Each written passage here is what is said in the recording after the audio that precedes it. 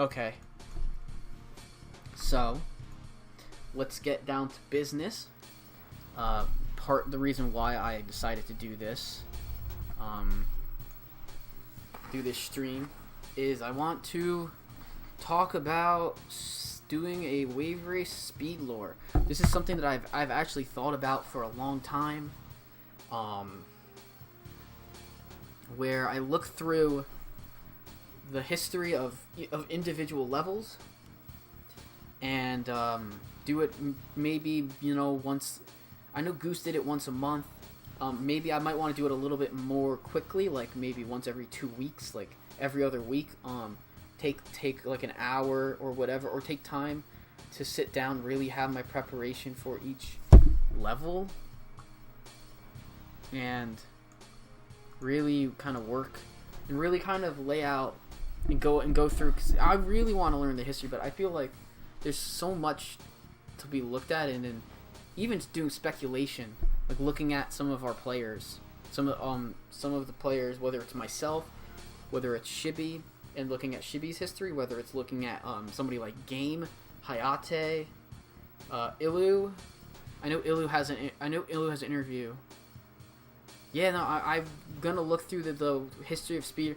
I'm looking at Gilly's video. Gilly's video kind of only covers up until speedrun.com, so I kind of want to kind of pick up from there almost.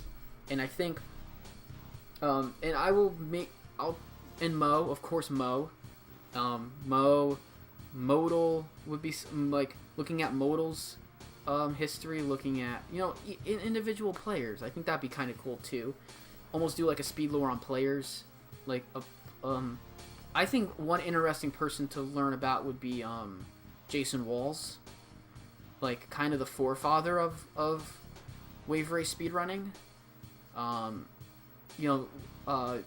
Jason Walls, Stefan Marla, even going back to somebody like Kevin Booth, who did stuff in the community, who did speedrunning.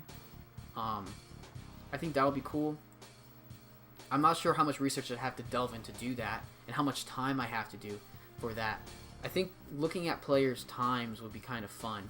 I'm not sure how how I would actually find the history of everyone's like specific times. I probably could. I think speedrun.com's probably got a lot of cool stuff for that.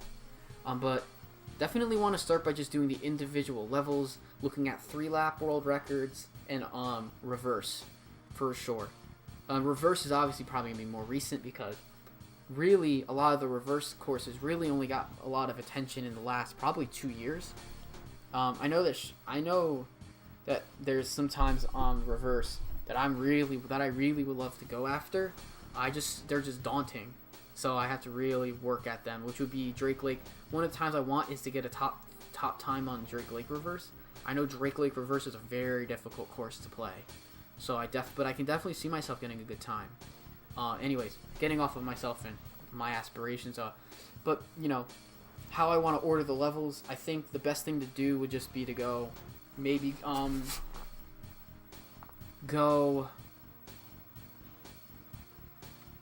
I would say kind of in order of how I see them significance-wise in the history of the community. And I think Shibi would be maybe someone. I think you would be someone that would be good to talk to about that. Kind of how you and maybe other people have kind of seen courses in importance. I think the first lore I would definitely want to do is Drake Lake, because that kind of seems to be the main course over time, has been like having really like, and that would dive a lot into the history of Ilu, and looking at his rise from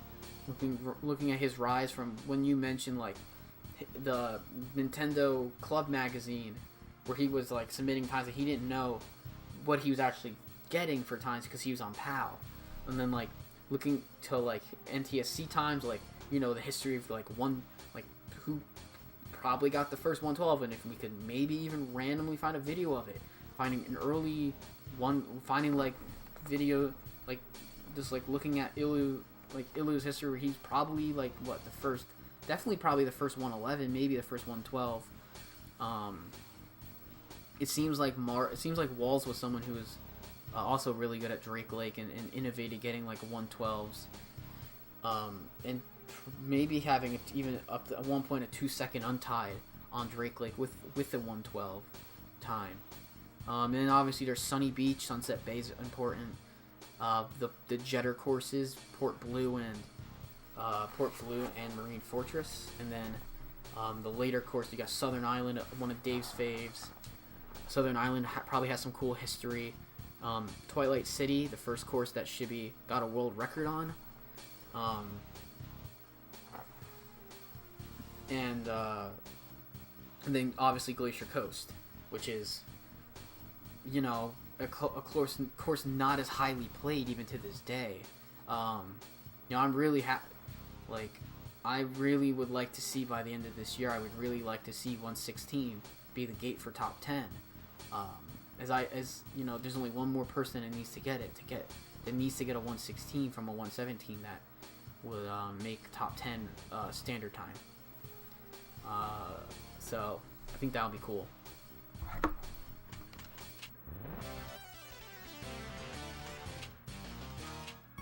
Okay, I'll put some Drake Lake music on for this. Oh yeah, and also RTA would be something I'd look at. Kind of figuring out what if I wanted to look at RTA, if I wanted to maybe just give an overview of maybe more current stuff for RTA, kind of be like, this is where we are now. I mean, I'm not sure what the full history of RTA is. Yeah, Hayate is almost to 115. He got a 116.0, and he will get that 115. I know Hayate. You know Hayate better than I do, and I know he's gonna get it. I knew he was gonna. I remember knowing, because when I got my 135.4 on stream in front of Hayate, the first when he was like, man, you beat me, and I think that might have encouraged him to get a 134 and eventually the world record. So I thought that was cool, just knowing how really good he is. And I think going into RTA might be a good way to look at Hayate's history, because he was a very prolific RTA player back in the day. I mean, even now he has top times on on all the categories he's played. He has top times. Granted, I'm gonna probably try and bop his. I'm definitely gonna try and bop him out of third place on all champs, but RTA would be a good way to look at me and Metalhead, because the two of us really have rose to prominence in those categories. He's like either right behind me or ahead of me in every category at this point. He's a really good RTA player. Yeah. So that's kind of what I wanted to do looking at it. I'm gonna, I'll come up with a name for it. I'm not gonna name it Wave Race Speed Lore. I want this to be similar to GoldenEye Speed Lore, how Goose does it, but I want to make it different and unique for Wave Race. And I think not only spotlight the levels, but spotlight players even in whole episodes.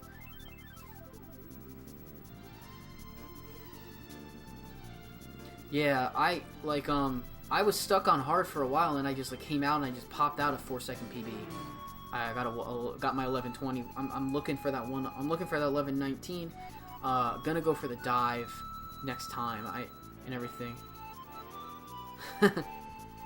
Yeah, I can see. I can tell. I mean, I'm sure the two of you probably have had talked about stuff before. Yeah, I'm eyeing, to lower the bar.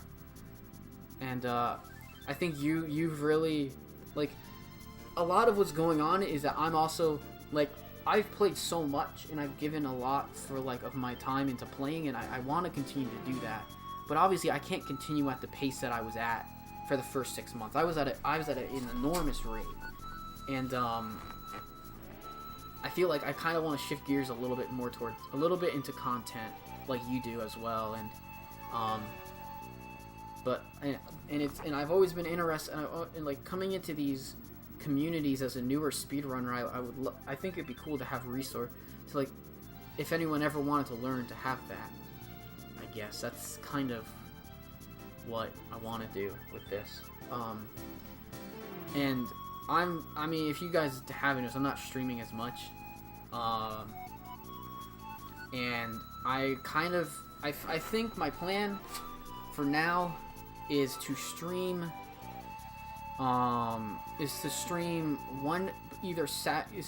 Saturday and Sunday. So I'll stream both days of the weekend. And I'll be streaming, and those will be night streams. So I would say probably like Saturday and Sunday at like 7 p.m. something like that. Just and have those for an hour and a half, 2 hours, and longer if it's needed. What days and times and how often I would be streaming would be I'd be streaming probably 3 or 4 days a week. I do have some like things I do at night, every other week or whatever. So I would say I would be streaming on Thursdays, on Sundays, and Thursday, Saturday, Sunday, and an occasional Tuesday stream. Tuesday streams will be every other week. But Mondays are pretty packed, and obviously there will be other streams that are pop-up streams, and those will more likely be Disc Jam, which is a game that I think, I know obviously it's not like my main game, but it was at one time my main game, and I've kind of similar to what I did in Wave Race is how Disc Jam has gone, where like I've been like a top player in Disc Jam it took me a couple of months to get there, but I got there, and I really enjoyed that game as well. So I think I want to continue doing that. I'll be casting occasionally. I'll be casting tournament streams. I'll be casting tournaments daily, like a couple daily tournaments.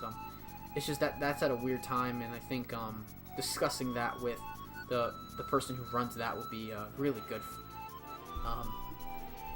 And because Disc Jam is a game on PC, Switch, and PS4, and I think they're gonna be putting it on Xbox One as well for people who have that. But it's a really cool game. I'd be more than willing to like help people out with playing it and learning it, and have friends who like I haven't had a friend who's really like gotten into it, and obviously it's a different type of game. So yeah, that's pretty cool. So yeah, I kind of just wanted to lay out that I'm going to be streaming on the weekends mostly, and I'll be doing a Thursday night stream.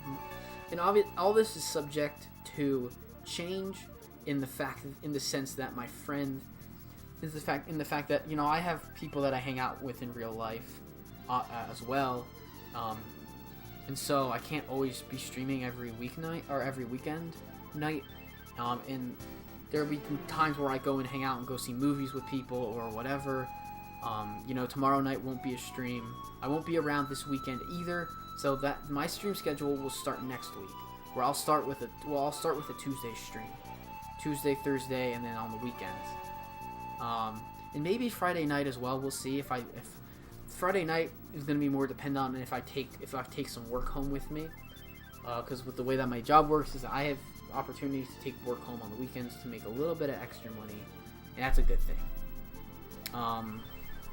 So yeah, that's kind of the plan. Wave Race Speed Lore I'll probably start with Drake Lake, and I'll probably plan for that to be maybe, I would say, early October, maybe late September. I'm gonna look at my calendar, kind of put a tentative date down. Tentative date would be September 29th at 7 p.m. Eastern Time would be when I would want to do my first video on Drake Lake, and that would be cool. I'm gonna try and get in contact with Gilly.